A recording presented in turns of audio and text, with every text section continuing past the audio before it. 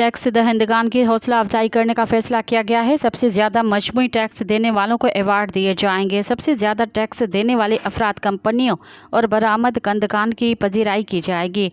वज़ीर-ए-आज़म शहबाज शरीफ तकरीबन 59 अफराद को टैक्स एक्सीलेंस अवार्ड देंगे। इस हवाले से एक फहरिस्त जारी कर दी गई है, जिसमें इनफरादी EAOPs और कंपनीज़ में सबसे ज़्यादा इनकम टैक्स देने वाले 11 अफराद, जबकि फहरिस्त में तमाम टैक्सों में सबसे ज़्यादा अदायगी करने वाले 11 टैक्स दहिंदगान भी शामिल हैं। इसके अलावा फहरिस्त में सबसे ज़्यादा टैक्स अदा करने वाले 2 नए टैक्स दहिंदगान, छोटी और दरमियानी नौयत के सनतों के 3 टैक्स दहिंदगान भी शामिल हैं।